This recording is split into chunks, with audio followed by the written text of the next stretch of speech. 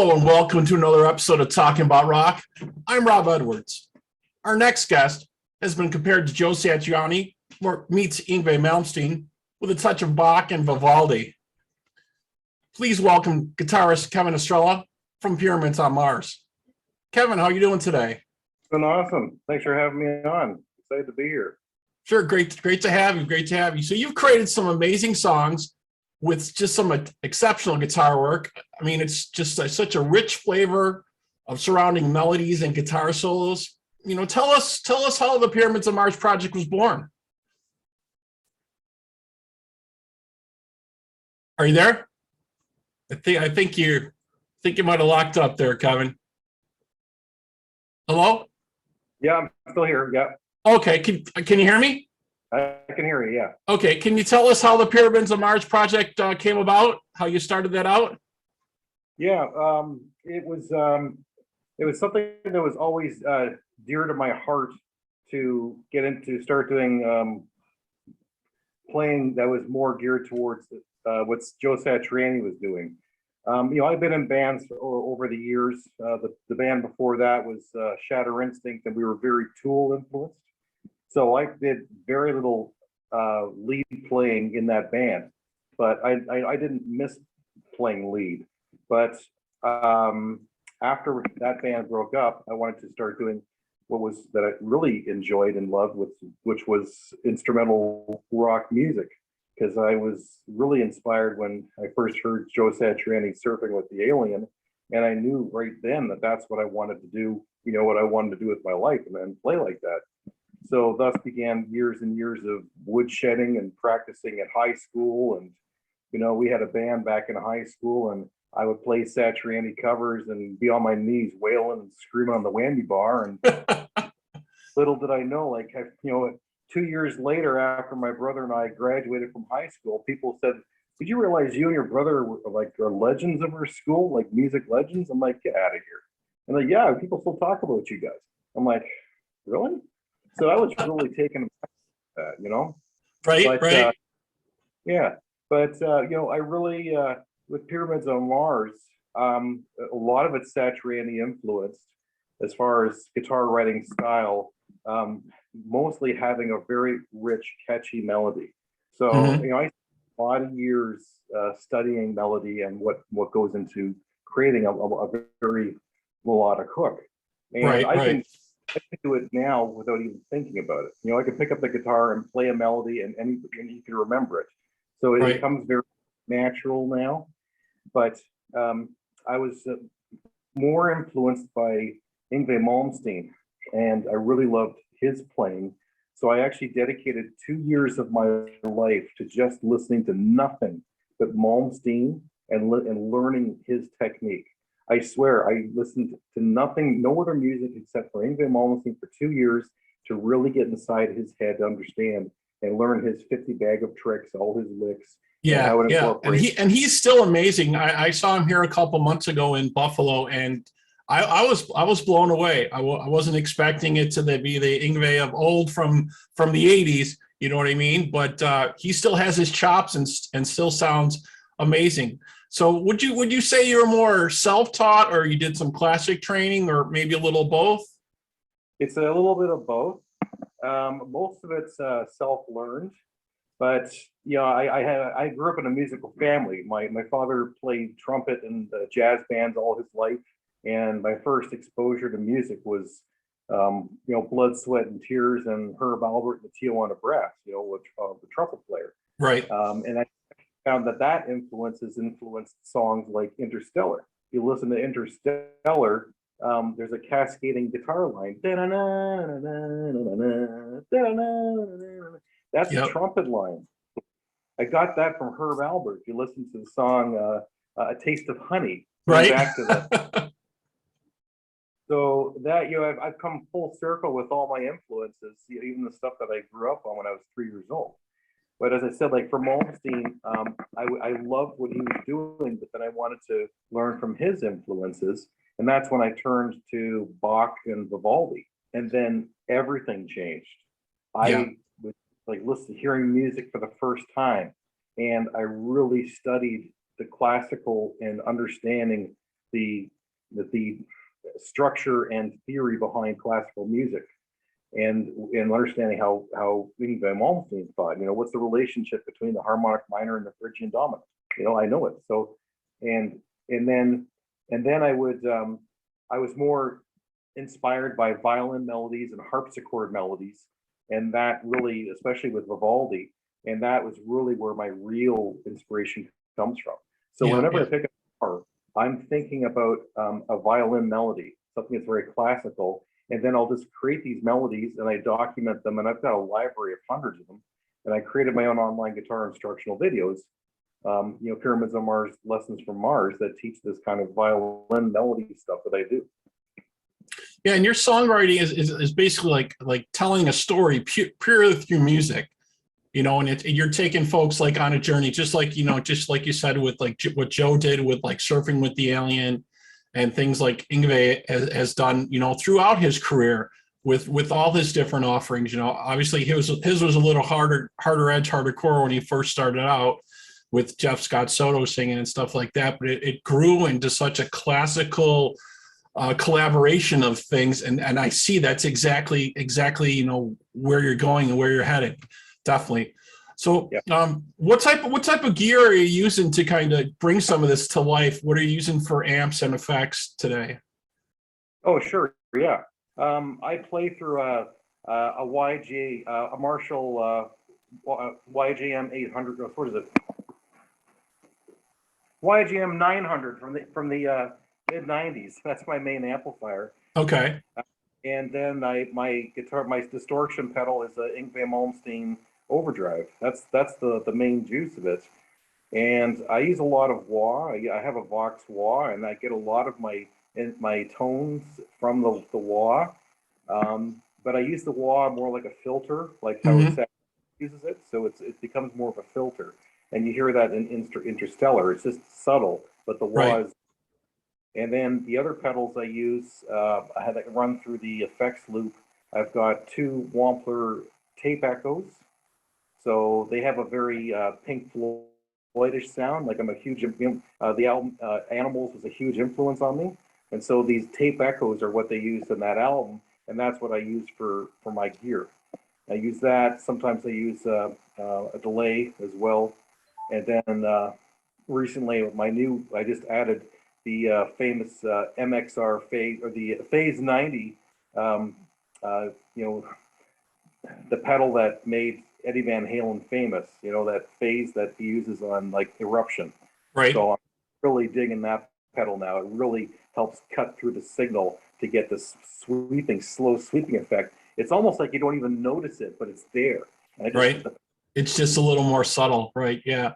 And from when you came out and did your debut project there, you went in the studio and you recorded this, you produced this, you did all the instrumental work on that, all this yourself, right? I do everything. I play all the instruments, guitars, the bass, do all the drum programming. I play all the keyboards.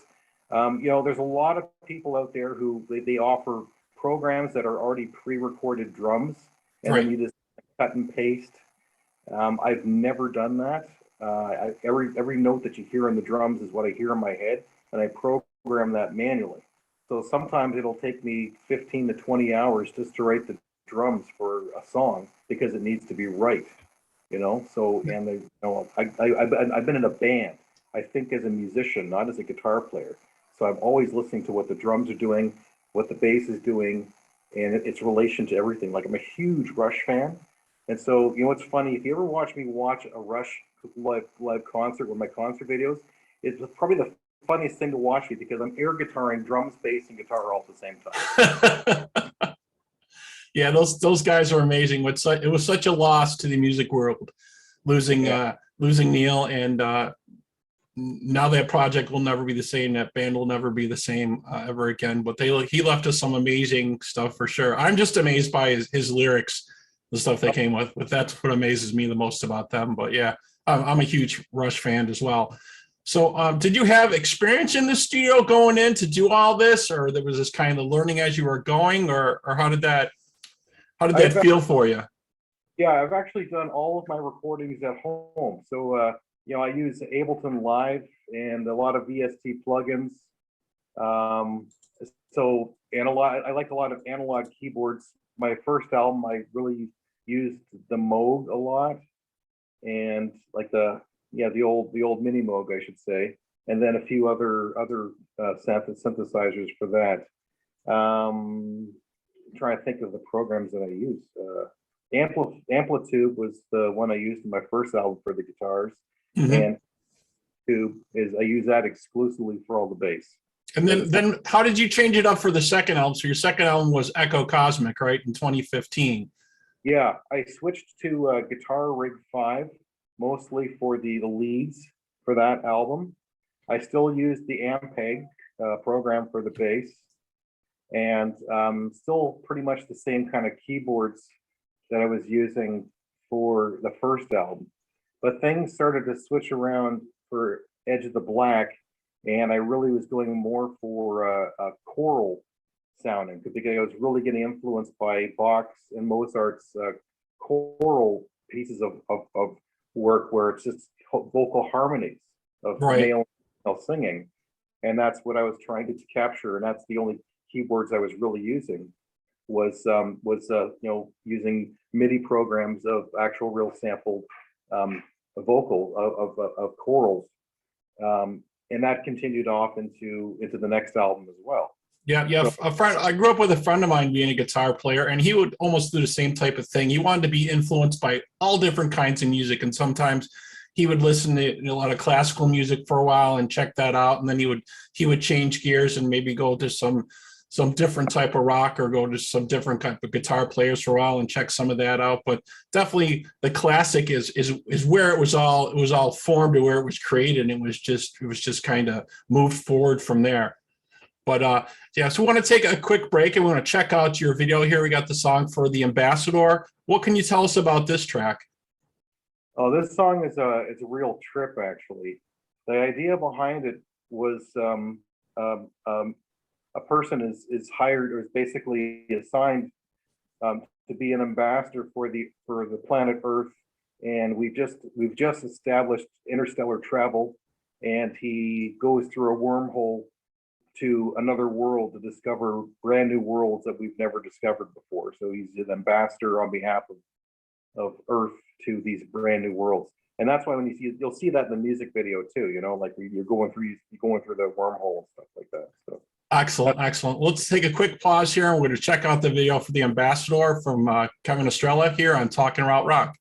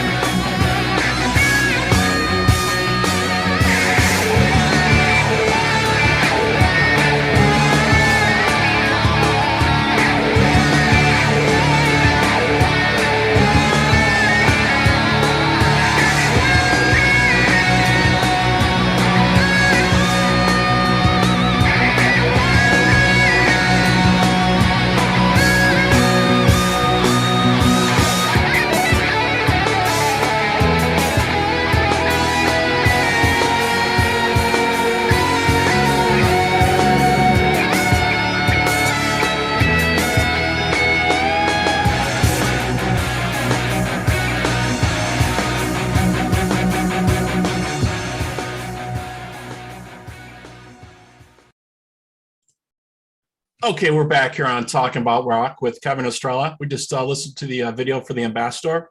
Great stuff. So your latest album, you got Cosmic Angels. They're saying it's basically, the title is kind of what it would be like if you're like looking at flying saucers. They would be Cosmic Angels, right? That was the idea behind it, right? That was the idea, yes. So it definitely seems like, your music or your thought process behind a lot of stuff is sci-fi influenced for sure. And I think I might have caught you on a podcast where you were talking maybe about extraterrestrials or debating about that project. Is that something that's very interesting to you? Obviously, you're using that in your music. Is you have other influences for that too, and other things you research about that? Well, actually, that is a whole other show on its own that could be going 5 hours because okay, but definitely something that interests you and helps you kind of imagine what you want to do with your music, basically. Well, it's kind of more than that. I actually have had many UFO sightings. Oh, really? And I have ongoing extraterrestrial contact on a regular basis. Okay. So they show up here all the time. Really? And where you're located in Canada, right? Yep. It's kind of part of my mission, why I'm here. So this is the reason why I'm on this timeline, is to help awaken people to our extraterrestrial brothers and sisters who are trying to make their presence known. So they've incorporated a lot of the teachings. There are a lot of teachings that they've taught me that are incorporated into my music. Things like telepathic storytelling and tonal language, as in tonal language of the whales and the cetaceans, which was a download which was given to me several years ago, which you'll hear that in the song Nafwafan on Edge of the Black, where the main melody, there's actually a tonal language translation, which the melody is singing, "Do you hear me?" Oh, excellent. Yeah, that's obviously been something that's been on everybody's mind. I'm a big sci-fi fan, and I've always believed there has to be some other forms of life out there besides our own, and it would be so cool to actually, see some of that one day, and that you're bringing that forth in some of your music. That's just amazing to me. Mm-hmm. It's just great. So what can you tell us about the latest offering you have here, Interstellar? That's on the Cosmic Angels album, right? Yeah, Interstellar was the last song that was written for Cosmic Angels, and that song, along with every other song on the album, every song was written in one take. So this is very important to know. I picked up my guitar, I turned on my phone, and the song just came together in its entirety from beginning to end, no edits. And I just had to learn the song and record it. And the same thing goes for Interstellar. I wrote that song in one take. So awesome. That's excellent. So we're going to take another quick pause here. We're going to play the video for Interstellar from Cosmic Angels here on Talking About Rock, and we'll be right back.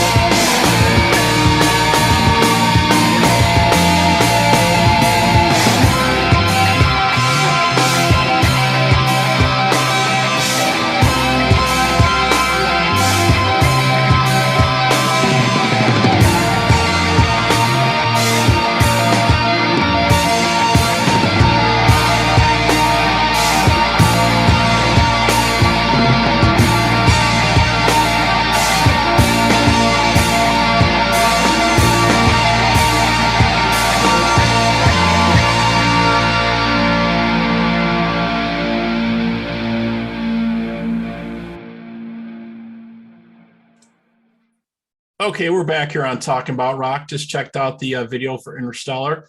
Amazing stuff.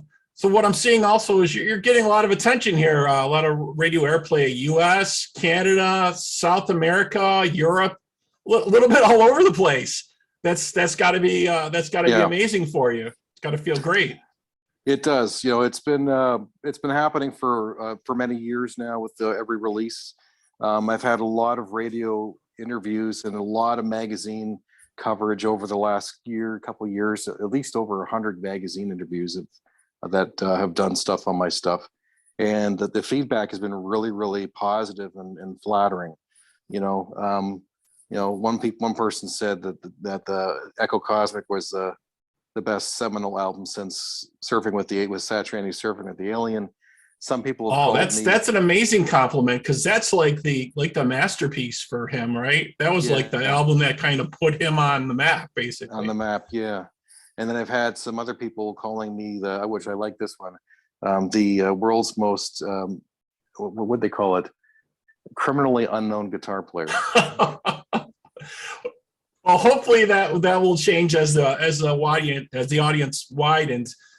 It's always, definitely a little more difficult to break through with the instrumental guitar stuff. Usually you're going to get the core audience of the hardcore fans and musicians at first, and it kind of takes a while to break into the mainstream. And I think that's the kind of the same case with Satch when he did Surfing with the Alien. I think that was more of a musician's album.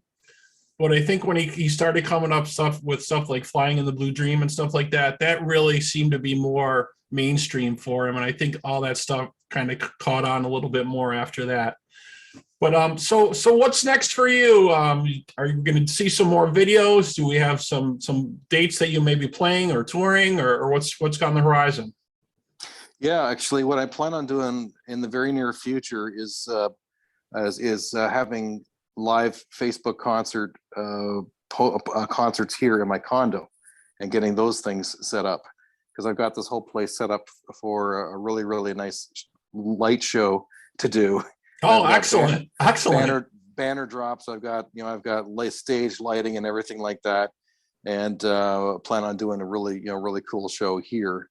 And I'm getting put on a lot of Spotify playlists now through Shay, which is fantastic. Yeah, she was excellent. Yeah, I spoke to her, and that's how we connected. Yeah. And then there's 2 more music videos that are going to be released. 1, 2 or 3.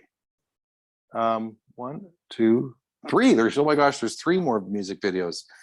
There's a music video for Lufthansa, which shows about the secret space program history, the secret Nazi UFOs that they had. Right. And then there's a music video for Echoes of Peter Steele, which pays tribute to Peter Steele and Typo Negative. And then another music video for Dolphin's Paradise. So those are all going to be coming up in the next year. Lots of stuff. So any club dates or any outdoor dates you may have coming up? Any clubs in maybe Canada or the States at all you're looking at? Not quite yet. We're working on that. Okay. All right, cool. So if folks want to know more about you, should they check you out on Facebook or Spotify? How should they check you out? I would say the best place, follow me on Facebook. It's the best place. Look at Pyramids on Mars.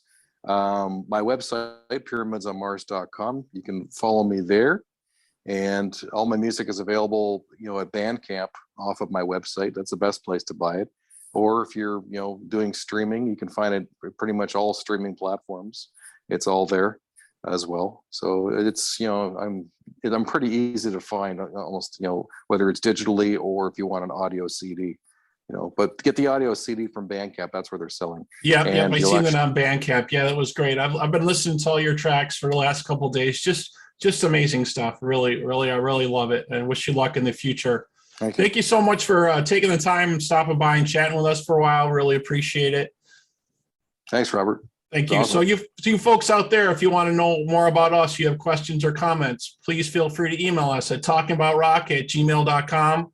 Please like us and follow us on Facebook, Instagram, and Twitter. And as always, subscribe to our YouTube channel for this interview and all our up and coming interviews. Kevin, again, thank you so much for being with us today. Thank you very much. It's been great. Thank you. Have a good night.